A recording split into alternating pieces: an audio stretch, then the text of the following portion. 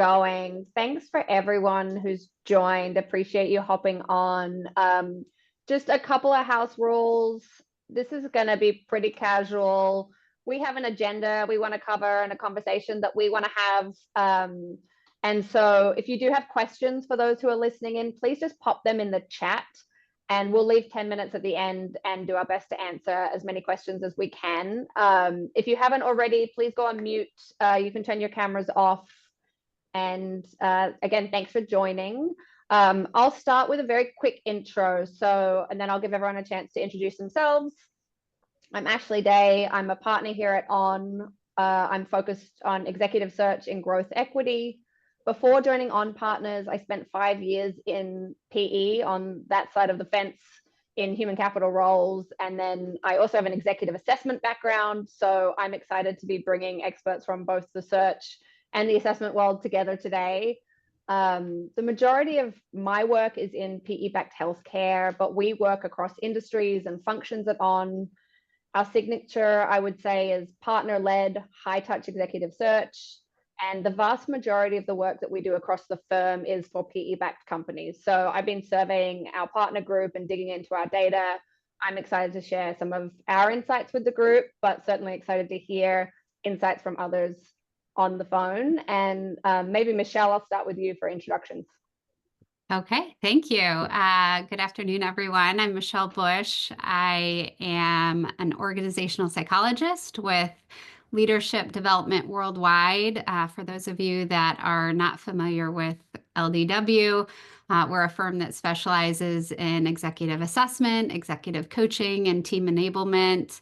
I've spent a good part of my career focused in private equity, so working with investment firms at different levels of life cycle, including due diligence processes for investment decisions, trying to make sure that the talent on the team is well matched to value creation plans. Do a lot of coaching of new leaders joining PE-backed firms and helping CEOs maximize the success of their team at different phases of the investment cycle. So happy to be here. Thank you. Crosby? Sure. Hi, everybody. Crosby Baker. Nice to see you all. Nice to be here. Thank you for including us, including me, Ashley. I am at H.I.G Capital. I've been here for a little over 4 years. I manage our human capital function as it relates to all of our portfolio companies across all funds and all strategies. So while the role has evolved for many of us in this role, it certainly started out as managing our search process and has now evolved into sort of all things human capital. And what does that mean to help not only recruit the talent, but then set the talent up for success?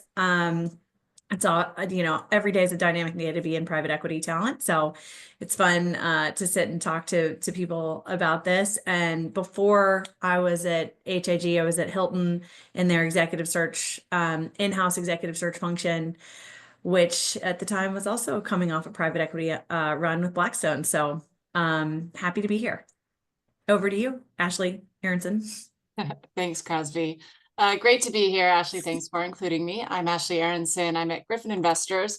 For those of you that don't know Gryphon, we are a lower middle market buyout fund. We're about $9 billion in AUM, and we have 3 strategies. So we invest across our flagship fund, which has 6 different industry groups now. Our heritage fund, which is a lower middle market fund, and then we have a junior capital fund. So similar to Crosby, my role is focused on our portfolio companies, really supporting our CEOs and boards in recruiting the best in class talent. We have a very operational focus, which I think we'll get into later. So the hires are just so key to driving success. And I think that Ashley and I worked together at Russell Reynolds before this. I'm in my 4th year at Gryphon. Before this, I was about 10 years at Russell Reynolds with Ashley, where I focused on CFO and private equity. Thanks. And yes, sorry for everyone for having 2 Ashleys on the Zoom. I'll try not to make that too confusing. So maybe let's start a little macro. I think 2024 for PE started with, I would say, a lot of optimism. And then as the year progressed, kind of interest rates improved, and then there was more refinancing and financing costs went down, which helped a little bit. Deal flow was up, certainly better than 2023, but still maybe not quite as much as expected. fundraising. Some firms did well, remained challenging for other funds.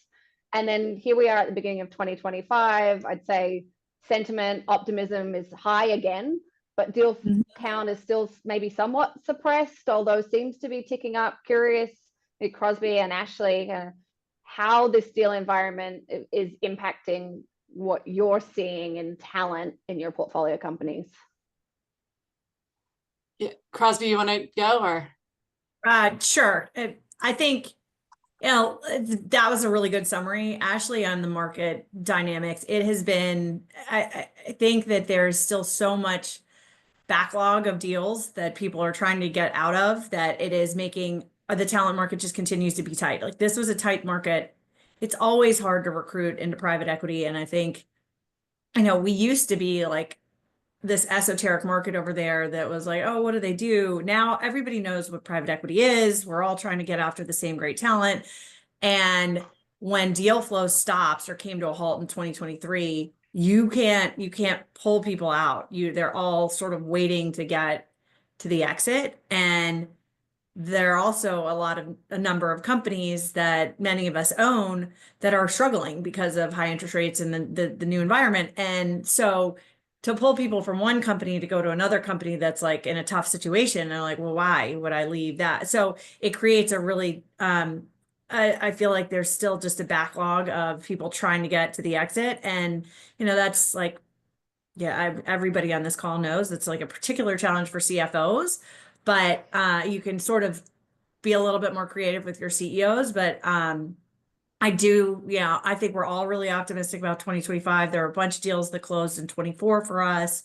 We've got some on the docket. Q1, Q2 looks good. So, fingers crossed that continues to amp up, continues the momentum, and we get some more people shaking loose. I don't know, Ashley, if you're seeing the same thing. Yeah, I think we're all seeing the same thing. We're all competing for the same talent, and typically it's natural cadence coming off exits that totally slowed down. So we've had to get creative both in terms of recruiting talent. So what, to your point, Crosby, how do you get people to come to another private equity firm, leave their money on the table, right? So it's really we've had to get really creative on making sure we have the best pitch possible, coming up with creative compensation solutions, exit bonuses, whatever we need to do to make sure that it's really compelling. And then within our own portfolio, retention packages, right? So making sure that other private equity firms aren't able to capitalize on some of those same themes to pull talent out of ours. I will say in 2024, there were some pockets where we were able to extract candidates that felt like, who knows where the exit is. Like they didn't know where their timeline was. They felt like their money was probably underwater, and it was really compelling to recruit them to a company where there was a more clear path and timeline. Yeah. I will say with exits kind of picking up a little bit, it's almost harder now. Hopefully that means more talent will become available, but you are seeing more candidates saying, you know what, I'm going to stick it out. It feels like we might be a little closer now. So, a slightly different challenge, but I think we're all hopeful that some of these exits will start, bringing movement back into the market. Yeah, that's a really good point. We see a lot of candidates who are like, I feel like this is the year we're going to exit. And so we can't go after them. They're not ready to leave. And I think all of us in private equity need to be a lot more creative on where do we go to find talent. Yeah. I'd add to that too. Like what I've seen is, private equity historically has been able to be incredibly picky, right? Yeah. Because great talent wants to come work for you. You can pull from people who are really experienced. And so it's a safe bet in a way. And now there's more risks. So when we look at what's the wish list for this candidate, it's nice. It's rare we're going to find somebody that checks all those boxes. And so we have to have the deeper conversations to say, what's the must have and what's the nice to have? What's the need day one versus what can we support and develop around that leader to make them successful? So the conversation switches just a bit. Yeah, absolutely. I'm just going to pause for 1 second because I know we've had a lot of people come in the last few minutes. So for folks who just joined, please mute yourselves. And if you have any questions, please just add them to the chat and we'll get to them at the end. Yeah, it's interesting, Michelle. I I agree. I think in an environment where you're constrained on your ability to attract talent, and kind of more people know private equity, more people have touched private equity in terms of executives in portfolio companies. It's less about kind of getting them to know what to look for. It's more about what's compelling and what's unique. And then I completely agree with you that identifying kind of what exactly you're looking for. I mean, getting the right leader is always the most important task, I think, for everybody on this on this panel, right? Coming from different angles. But maybe I'm curious, in this environment, Ashley, Crosby, what are you seeing in terms of the leader archetypes that you're looking for within your portfolio companies? Yeah, I can take that. I think, Michelle, you bring up a really good point. And private equity, you know, we do have high standards. I think, you know, Crosby would say the same. And Ashley, you're probably running around all the time trying to accommodate your private equity clients.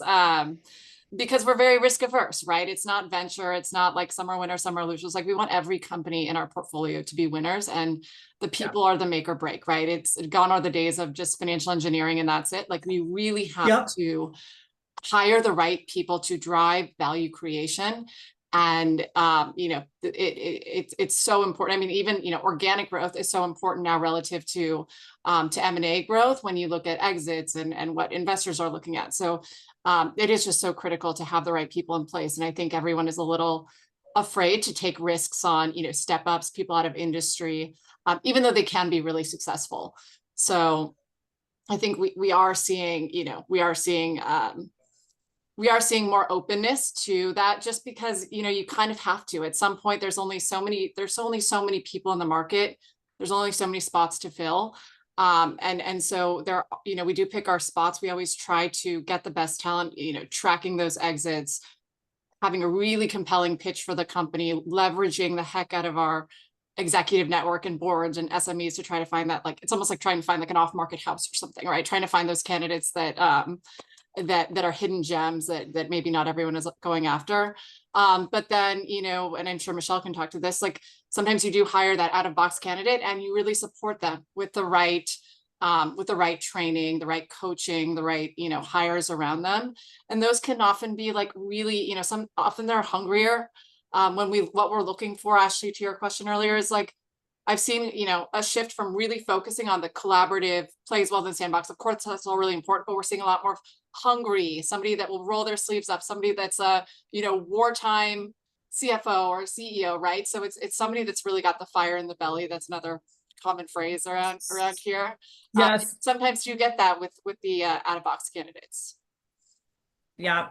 And just to add to that, I'd say, you know, the criteria for leadership hasn't necessarily changed. It's just almost amplified in today's environment. So, you know, like drive for results, sense of urgency, collaborative in the sense of you got to be willing to communicate with us, right? Like, it's not so much do you play it nicely, it's more, are you going to tell us what you're doing and make sure that you're partnering and communicating with us? I would say CEOs that don't do well are those that sort of keep bad news a secret and hope that by the next quarter it gets better. I think they're like gamblers.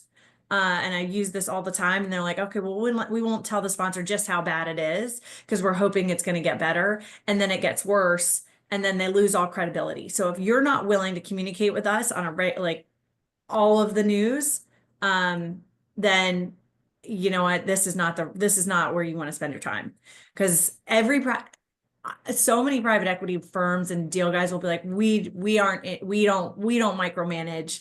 We're not there. You know, we're going to let you do your own thing. It's a different level. When they say that, they're not as self-aware of what they mean when they mean micromanage, right?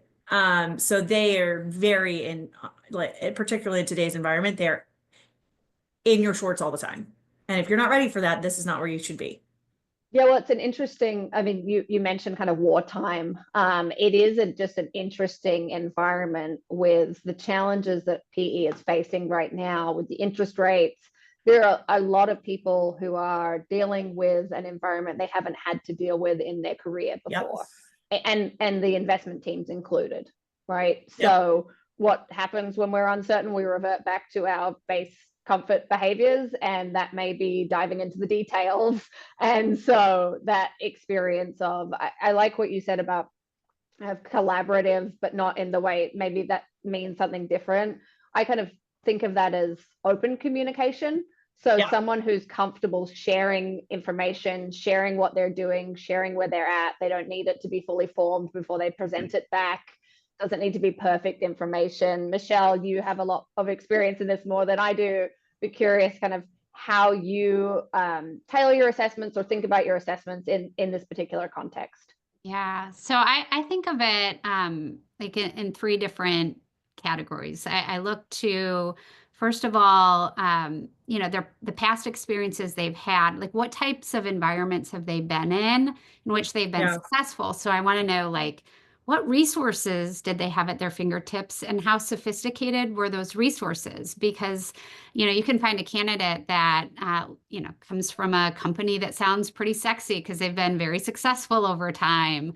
That candidate may be, you know, known for achieving something, but if they've done it in an environment that's wildly different, where they had very robust and mature processes in place, where they had very robust and mature talent surrounding them, they may not be as effective in this new environment. So I think about that. I also think about the roles that they've played in past companies and some of the wins. You know, I'm curious, did they actually get their hands dirty? Did they get into the nitty-gritty? Or did they prefer to lead from a high level and then rely on the rest of the team to be execution focused? And what I found is, you know, most investment teams want a CEO who is going to be able to get deep when they need them to. Doesn't mean they should operate that way all the time, but when they need to. And then I think the third is like just the fit with the board. You know, there's some boards, as you all mentioned, that like to be pretty hands-on, maybe like to be involved in dictating the strategy of the organization. If you've got a candidate that lacks the humility to be able to engage in that environment and do so willfully, there ends up being a lot of tension in that relationship that can lead to a separation pretty quickly. Yeah, it's interesting, Michelle, like when you know, I think when you probably hear a lot of your clients say, we're looking for someone really strategic. And, you know, I hear a lot of our CEOs saying, we really want someone like highly strategic. And I'm often saying like, well, let's think about that. What do you mean by strategic? Because, you know, when you look at assessments and things like that, sometimes people really high on strategy. What they want to be doing is like whiteboarding creative ideas and, you know, thinking about different ways to take the organization. So, you know, I think it's a great word. And of course, who doesn't want a strategic executive leader? But I'm often, you know, kind of suggesting let's go another level. And sometimes maybe it's really the you know, execution focused or hands-on or somebody that can drop, you know, depending on the role, right? But oftentimes like, you know, that I don't know that strategic is exactly what they are looking for, even when they're using that word. Yeah. I mean, my favorite question to ask is what outcomes are they going to be responsible for? So if you look ahead, even 18 months, you know, how are you going to know if this has been a successful leader? What do they need to do? And what's going to be hard about that? It might not be figuring out what our strategy is. It might be finding the right team to execute it, or it might be finding a way to do it with much more limited resources than we thought we would have. So I think that question about like the outcome and then what's tough about getting there can help reveal the skill sets that are the must-haves for that leader you're bringing in. Yeah, we had a conversation earlier this week on how in our lower middle market fund, we like to say we want strategic CFOs, but what do we really want our CFOs to do?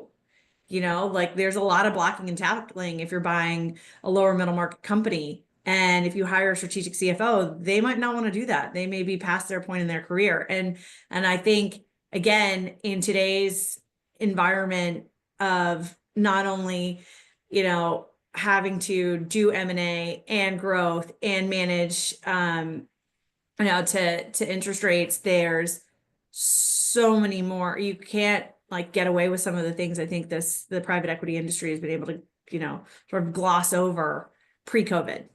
And you need people that are going to do the work on all aspects. And that sort of, I know we'll talk about compensation later, but how does that align with what you're willing to pay for and where you're going to find these people? Yeah, absolutely. And I think, CFO is a really interesting one. I think there's a broader trend and topic around kind of what kind of level of experience that I'm hearing, like people are wanting and willing to hire, and what are the trade-offs on that? One of the topics that we as a partnership here have seen kind of clear trends around is a lack of willingness to explore step-up candidates, particularly last year. A definite change. People are less open to step-ups, and I think there are kind of two interesting market dynamics at play here. One is, like we've talked about ad nauseum already, is the kind of uncertain macroeconomic environment. When markets get challenging, that flight to safety where you want a safe pair of hands, someone who's seen and done it before. But then we contrast that with talent scarcity, right? And so the market reality kind of dictates, especially, CFO is a great one, right? I think CFO is where we've seen the least interest in a step-up candidate consistently across our firm. No one wants to test someone out in finance for all the reasons, Crosby, you just very eloquently identified. But CFO is also an area where over the last 5 years, we've seen more and more people shift, not want to take a full-time role, move to advisory, say, sure, I'm happy to do some interim work. I'm happy to be advisory, but I don't want to sign up for another 5 years. So it's a lot of work. It's a lot of work, right? And it's even more work right now than maybe it was 5 years ago. And they know that. So, but it's been really interesting for us to see like that lack of desire for a step up, even though some of the things we're talking about here is it really, some of these roles really dictate a more hands-on approach. And what we've seen is like, it's actually the Crosbys and the Ashleys and the experienced talent partners who are trying to encourage that step up, particularly in those challenges, because the challenges to find people. I think that the CFO one is such a tricky one. I think that there tends to be an openness to step ups across different functions, but when you look at CFOs, you look at other portfolio companies and the finance teams are lean, right? You've got the CFO and then you've got a controller, an FP&A, and they just haven't seen what the CFO has seen. The controller and the FP&A, they're not going to have the experience, managing covenants, working with lenders, driving an exit.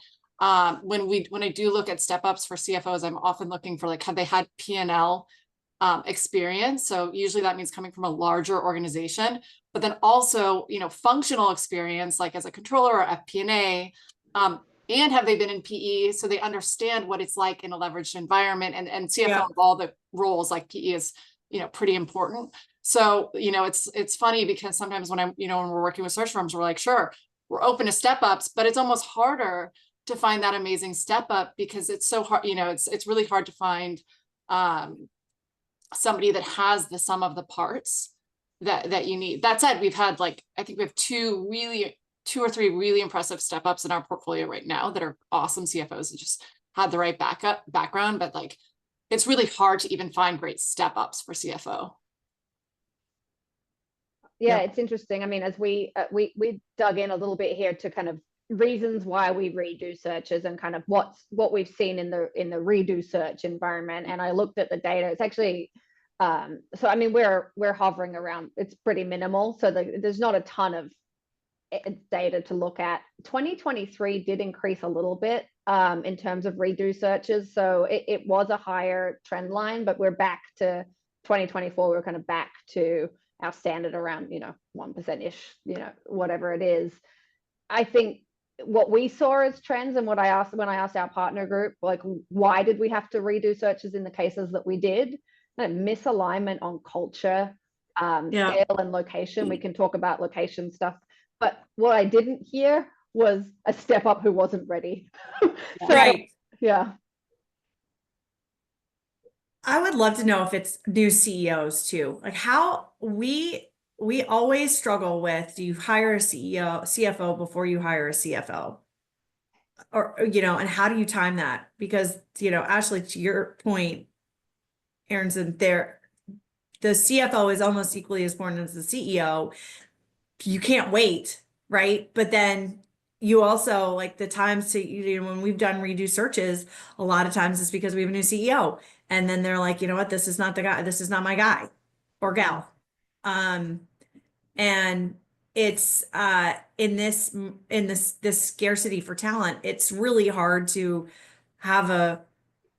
advise people on, okay, yes, let's wait or not, because if you can't be 7 months without a CFO if your CEO search takes that long. It's just so hard. I think what that challenge highlights is the importance of the dynamic between people, particularly those two roles, in enabling success, because you've got to have a CEO who's open to their CFO's input, and you've got to have a CFO who's willing to speak up and sometimes push back and have challenging conversations, of course, in a respectful way with that CEO. So when that dynamic is off, it just really makes it tough. Whether it's CEO first, CFO first, I think might end up mattering less than recognizing what that first hire means for what you need in the second. Yeah. We've done a few CFO searches without the CEO in place. It does make them a lot harder. CFOs are being so picky. They're already by nature pretty thoughtful and diligent and risk averse as you want in a CFO. But I think they really value that relationship with the CEO. And if they're, if they have 4 or 5 opportunities and one they don't know who their CEO is going to be, I think it's pretty tough. Ways to manage around that, like really, having them build a relationship with the private equity firm. If there's a really strong executive there to kind of understand the types of people, ensuring them that they would have a say in the recruiting process of the CEO. I mean, we don't always do that, but that I think that gives them more comfort. If you're closer to exit, maybe it's less of a risk. But it is a tough one, Crosby. On the other hand, you don't want to go months without a CFO, but I do think that you'll get a higher caliber CFO if you're able to have that CEO in place. Yeah, we're leaning, the data is showing us that too. Or step ups, right? They might be a little bit more if it's a step up, but I think if you're looking for that been there, done that CFO who's off the hook, I mean, you're going to be hard pressed, and you're going to have to make a really compelling case. Yeah. I would also expect that a CEO would be more energized by the potential to hire their own CFO. So that might be an attraction strategy for them too. Yeah, one of the trends we've seen is certainly a move towards, within private equity, leveraging more interim talent, and CFO being a big one, right? So get in there, especially to what we were talking about earlier with CFOs, particularly not wanting to take full-time roles and being able to find more kind of interim talent than before in that seat, but getting that set up, getting everything in order, getting the books cleaned up. Not only does it help you if you want to get your CEO in place first in those instances where you're rebuilding the team, but then also it helps you attract a CFO because they want to go in knowing that someone's done a lot of the mess cleanup. And they've got the budget already and the books are in order, and the team, they have a sense of where the team needs to be changed under them, so they're not scrambling for the first few months of their role. Great point. Yeah. And Crosby, kind of to your point too, we also get situations where it's like a company's at this, size today, we anticipate it to be at this size in 3 to 5 years.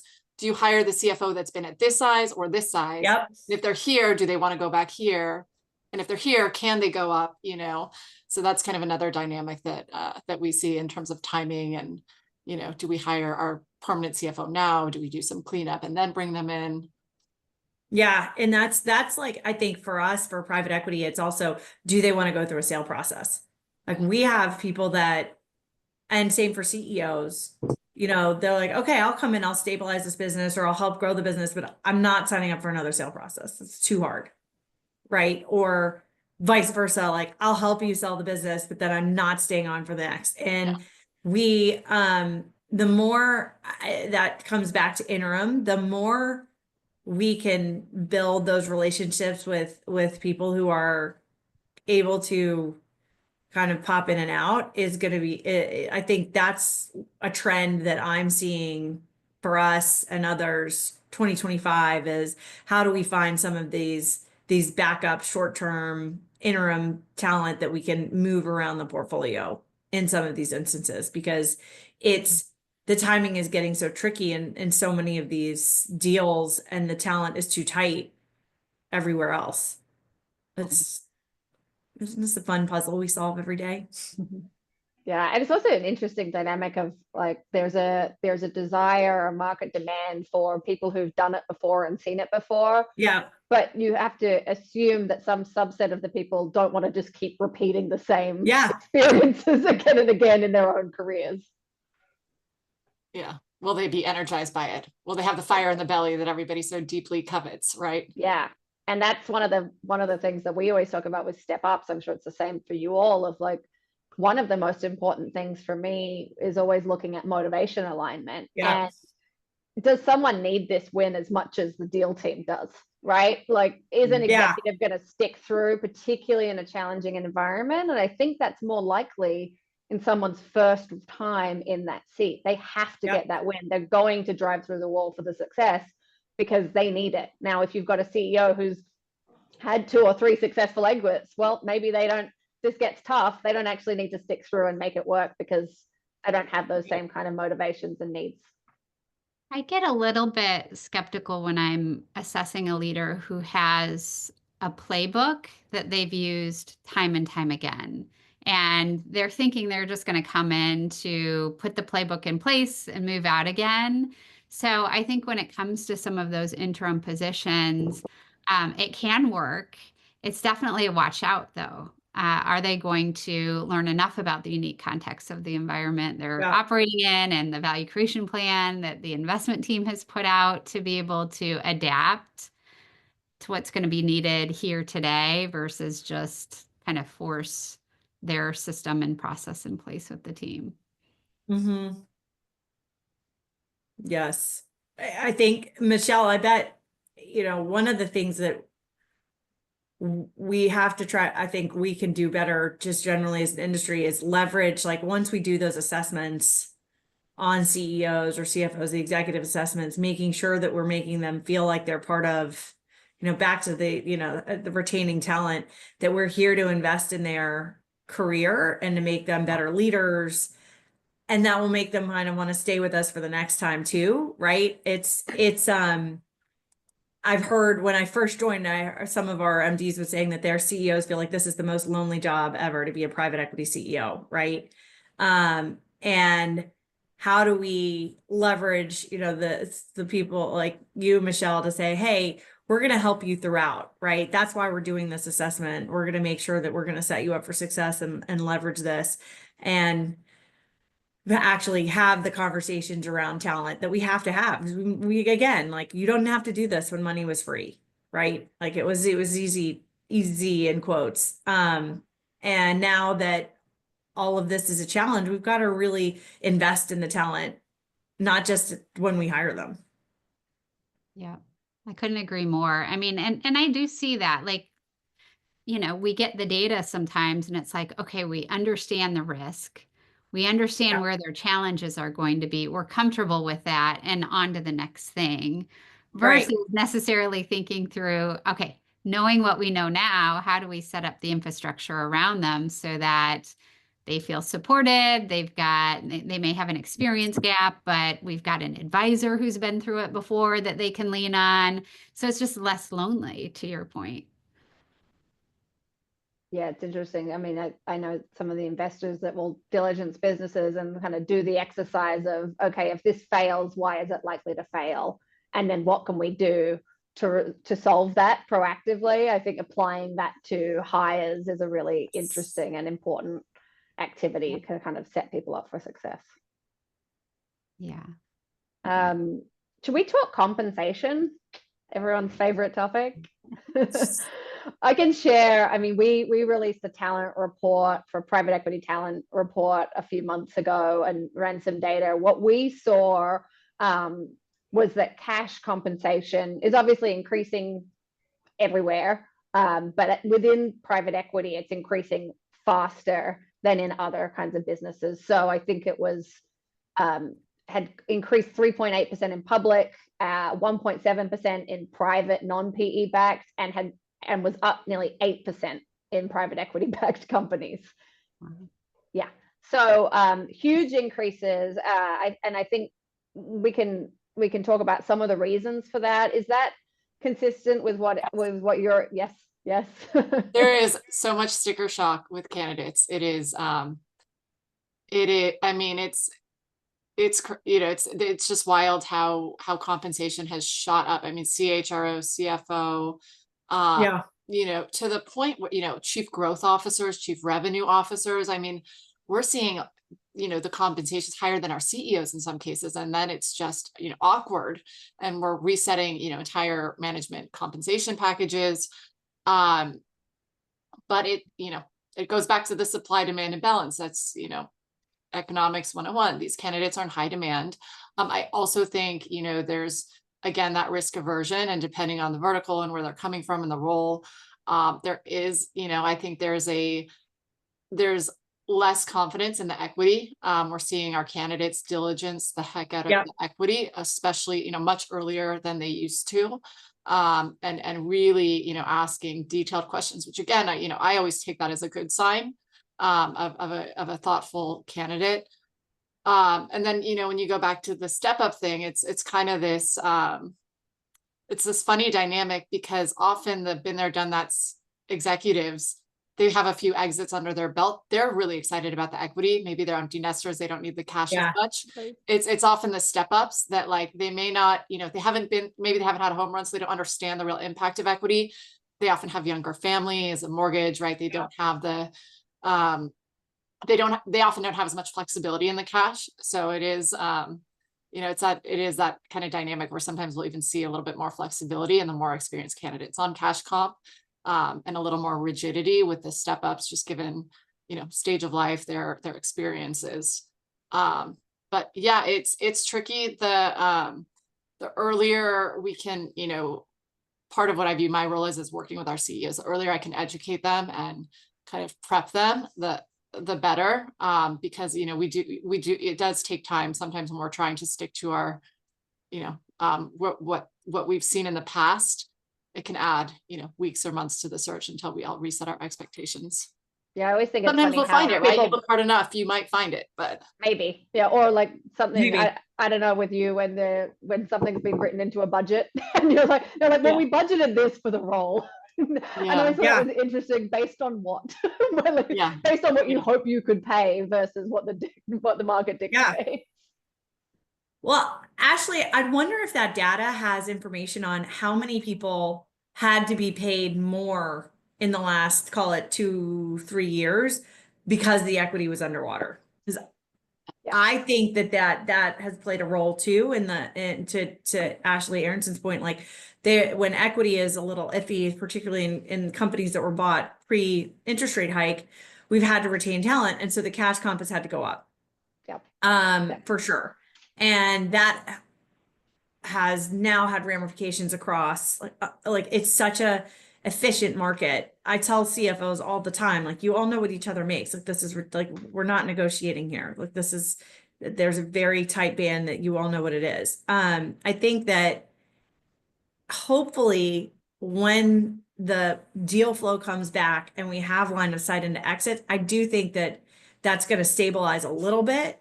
It's always hard to, like, once it goes up, it's hard to come back down. Like, we all know that, but I think that, I mean, like every private equity firm, like we are very thrifty on cash comp. And so it's been tough. And I also think that we get into a little bit of trouble thinking, Ashley Aronson, to your point earlier, that people are going to take a step back because of the equity, right? Or they're willing to leave cash on the table because of the equity. And that's just not true. Yeah, I think that was, what private equity did 10 plus years ago. Yes. Right. Yes, Maybe. yes, you're trading equity for case. Yes, theoretically, maybe. But I completely agree. So I do think retention packages have influenced cash and risen higher. I think people, particularly from that 2021 vintage, who are saying, okay, well, I signed up to an equity package with a lot of expectation of looking at that chart go up and to the right, and that hasn't happened. And so if I think about what I think I should have made over the last 5 years, and I kind of average that out, my expectations for my cash comp is higher. What I thought was interesting in some of the larger searches, like a kind of bigger scale, more mid-market, upper mid-market PE, is that you're pulling people who almost have kind of public company cash expectations plus private equity expectations. And it was this kind of, I always thought it was shocking at just what people were willing to ask for relative to what we would typically pay in that size band. Yeah. Yes, that's true too. We do get some asks that are like, yeah. And I also, I mean, you know, I think we generally are competitive. Every portfolio company is different, right? So, you know, Gryphon only has so much say in what we pay. We do try to be, you know, competitive, but I think we also try to really leverage other, you know, I think candidates are really focused on comp, but they're really focused on a lot of other things, especially right now, right? So they're looking for how many executives in your portfolio are repeat executives, you know, like that you've kept in the family as operating partners, or, you know, a CFO that's been in multiple companies, right? I think that's really valuable to candidates. They're looking at who they're working with. They're looking at the style of private equity. Private equity comes in all shapes, sizes, and flavors. And some, it doesn't matter how much money you're making. Like, it's just, you don't want to do that to yourself. And then some are, you know, great to work with. And so I think that's something that candidates are really looking at. They're looking at the growth story, the brand, right? Like by the nature of the role, it's a kind of a short-term role. So I think candidates are also like understanding this isn't my be all end all. Like maybe it's worth, you know, being a little bit more flexible on cash compensation for all of these other intangibles and for setting me up for success later.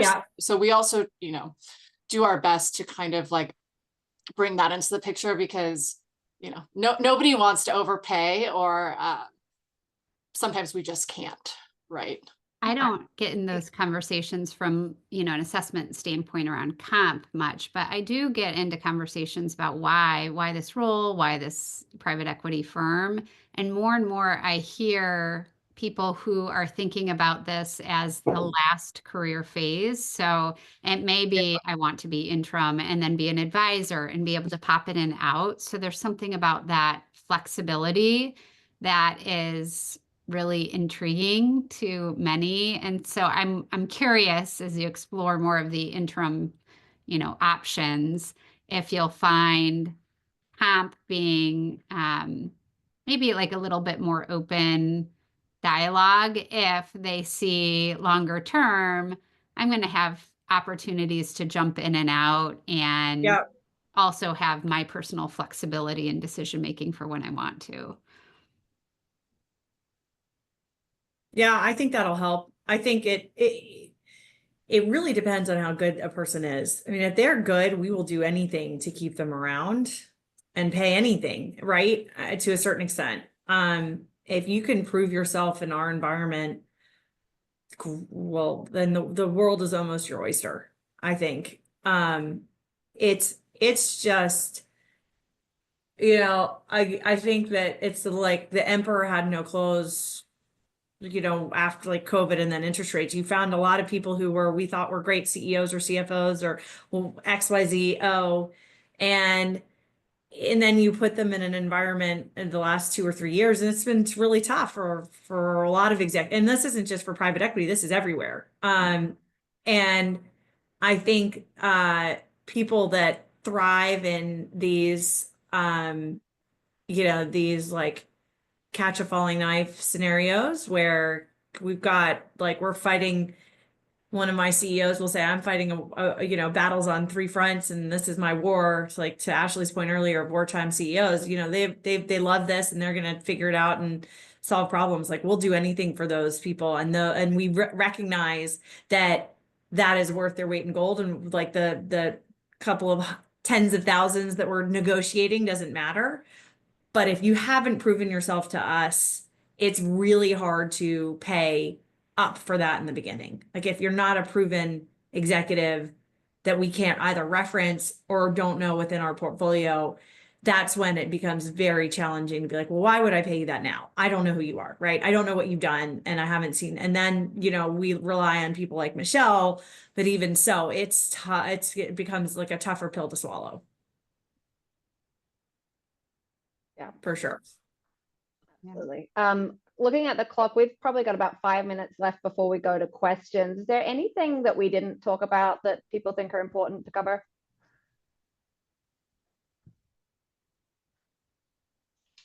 Do we want to talk about location post-COVID? That's a good idea. That was like somebody said something earlier. Yeah. Yeah. It's a hot topic. Yeah, I mean, the trend we're seeing, I can start there, is certainly back to kind of on-site, in-person at HQ, right? So even hybrid has become more restricted, right? Like it's kind of these concentric circles, right? It's local or it's regional, then it's national. We don't hire across country. You need to be able to commute with a direct flight, not with 2 flights. It's I'd say CRO is the C-suite exception we're seeing, but everybody else, it's certainly pendulum has swung back. Ashley, does that count if you've done it before? It's so interesting. Yes, from what I've seen, in terms of even CEOs, right? If it's not feasible that you can spend the time in person and it's not likely, and we have seen searches where excellent multi-time candidates, they're just not a fit to task because they're not willing to be in person with the team and there's a heavy lift that's needed. And so how does a CEO do that remotely seems to be more of what we're seeing from our clients. Yeah. We're also seeing like more more reluctance from candidates to relocate, right? I think before COVID, it was just kind of what you did. And so you have, now more demand for back in office, less willingness to relocate. And I'm even seeing less willingness to travel. Like done it. And they're like, you know what? This is not easy hopping on a plane and traveling every Monday through Friday or Thursday or whatever. So, we're seeing candidates sometimes just really focusing locally. It's all situational, but I will say location has become a challenge because it feels like we're shifting back to like the expectation is shifting back a little bit to how it was pre-COVID. But there's kind of a new norm for candidates and their expectations. So we've seen that as a challenge for sure. Yeah, I'd say we're doing a bunch of CEO searches now. And I would love to see data in life on like whether like beginning of the deal versus mid hold. I do think that we're a little bit more flexible if it's in the middle of a deal.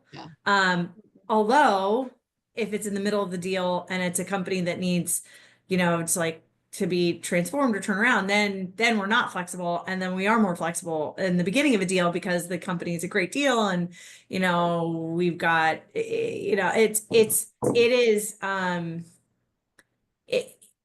I do think we're seeing the same thing, Ashley. Well, we want our candidates to move. Candidates are like, but I've done it before.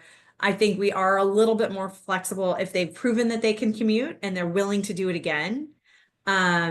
I think we definitely spend a lot more time understanding, outlining early, what does that mean? If we're going to have a hybrid situation, what does that mean? How many days are you going to be in the office? And putting that in the offer letter, right? And saying, okay, if it's 60%, well, what is that 60%? Where does that come from? Is it 3 weeks on, 1 week off? Is it 3 days on, 2 days off? How does that math work? And being really explicit with it so that by the time they get there, they aren't sitting there saying, well, you said I didn't have to be here this week. And they're like, yeah, well, what do you mean? Where are you? Because those just slow things down. So if we're going to be open to commuters, I say that at the beginning of the search, we should be open to everybody. We want to see all of the talent because you never know. I don't like starting locally in a search and then 2 months later we have to go find the big person. But somebody else, but you have to understand those parameters at the beginning. Like what's your threshold for pain on in person versus not? I'm finding some candidates will talk about wanting to have a high level of commuting in the first 6 months. And then they have these visions that it's going to Yes. slow over time. And then pretty soon, maybe it's 1 month or 1 week a month. And to me, there's just a conversation about commitment there. And Yes. why do you need to be in person? Because it's more than just getting to know the team today. The in-person movement is like real-time decision making and collaboration and, all of the wonderful things that come with being together. It's not just about getting to know people early on. Totally. And I think, Crosby, to your point, like the experienced commuter, while elusive, I do think is an exception to the rule. So I've got our first question. So just a reminder to folks who are on, please feel free to put any questions in the chat. So for those not in PE or even VC-backed businesses, but who want in, any advice you'd give for a step-up candidate to get in the door?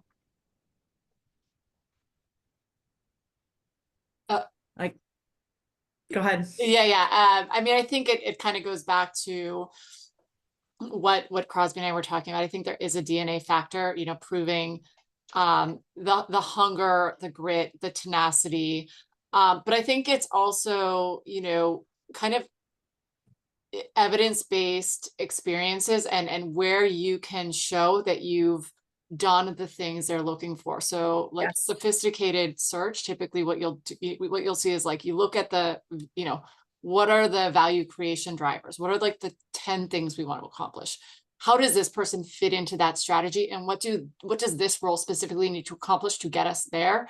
Looking at those things, and I'm sorry, because I don't know what function, but like whatever function this is, looking at those things and then looking at your own background and aligning with like, because it's private equity, as much data and evidence as possible, where you've done those things and how that could transfer to success. I do think, again, as we've all been talking about, like historically, there's been a lot of reluctance around step ups, but I do think if there's the right step up, it can be a really nice, win for everyone. There might be a little bit more flexibility on compensation. There might be a little bit more fire in the belly, maybe more willingness to relocate and commute. And then I hate to say it, but like any connections you have through bankers or whatever, others that know your working style, I think references are probably more important in the case of step ups. So those are always, those will help us. Yeah. Just to add on to that, and exactly, like if you're willing to hustle and you've done something that we need you to do, we don't care where you came from. That it's like, if you want to work, if you're going to be the first person in and the last person out, and you've had an experience set that's valuable. What I tell candidates is like, please don't come to me that come and say, hey, I want a job at H.I.G. I'm like, okay. Well, have you looked at our portfolio? There are 125 companies. Tell me where you can be helpful. Like, you need to do some work and say, I've worked in these 5 industries. I've worked in this industry in these 5 roles. You've got 3 companies on your website where I know I can drive value because I've done these 3 things. Great. Then I can introduce you to the people on the deal team. We can take a look and see if there's a fit. But we can't do the work for you. So you have to, like, to Ashley's point, you bring us the evidence of this is where I shine. This is how I can, we don't want you to come and try out something new in private equity. That's not why we're here. If you have done something before really well, we can take you in private equity and you get to do it again and better, right? That's the jumping point. Like, it's not going to be a helpful conversation if you're like, gosh, I really want to try something new. And I think private equity is where I want to do it. That's not going to move the needle for us as hiring for talent. But if you were really hungry, man, we could put you to work. We'll find places. It's kind of like creating a brand for yourself. I excel in this type of situation, and then finding the right private equity opportunity where they have that need. So think about, what's the brand? Are you extraordinary in a turnaround situation where you're helping a company create operational rigor where there is none. Great. Yeah. If you've got like a couple examples of track record where you've done that exceptionally well and there's a specific need, that's where you win. Yeah. Fair? My last piece of advice to you would be also really diligence the opportunity, because you want to be set up for success. If you're a step up and you go in and Yes. fail for reasons not due to your own, actions, it's going to be hard for you to continue. So as much as like you probably don't want to be picky, just make sure that you're set up for success. Yeah. Okay, last question that we've got here is around one of my favorite topics, references. How much stock do leaders put in references in your experience, and kind of are there any trends around how references are treated, if it's kind of appropriate, references really formal or more of an I know a guy? Kind of what are you seeing around sophistication around reference checking? I mean, we take it very seriously.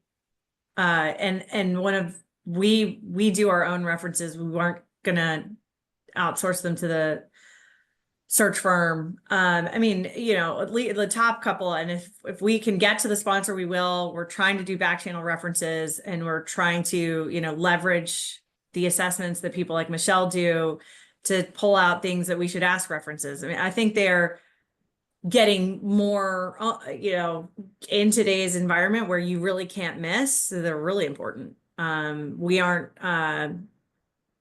at least we're trying to take it, to be really sophisticated and take them seriously and do them well.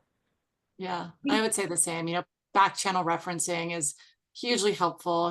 Linked with LinkedIn, it's very easy to identify connections. All of the PE talent partners are connected. We all know each other. Yeah. We're all PE deal people, bankers. I mean, obviously, critically, we'll balance that with privacy. And typically, Yes. working with a search firm or a candidate, we can understand like how confidential their search is and who we can talk to and who we can't. Another, something that I learned actually at Russell Reynolds is when you're interviewing candidates to ask them from each stop who would be your reference. So that way there's some accountability on them and they know you'll talk to them. And if they bring up someone you could even say, hey, like, do you mind if I reach out to them? Nobody's going to have a 100% net promoter score from everyone. So also keeping in mind that, one negative reference shouldn't kill a candidate.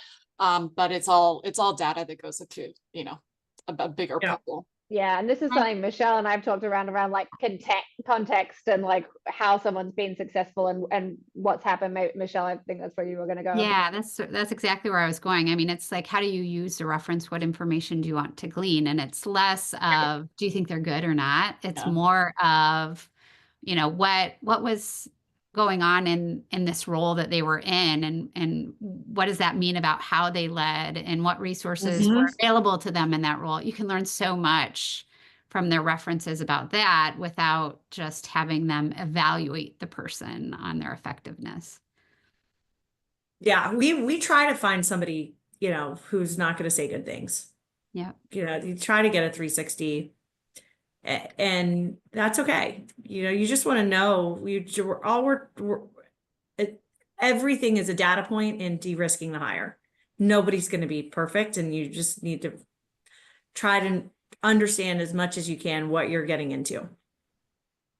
Oh, absolutely. And I think I like the way that you put that, Crosby, like, especially when you're looking for candidates who can run through walls and operate in a war, right? Like they're not going to have a perfect unblemished record of everybody speaking highly of them in a back channel. So knowing that's important. Look, I know we're at time and I really appreciate everybody's time jumping on.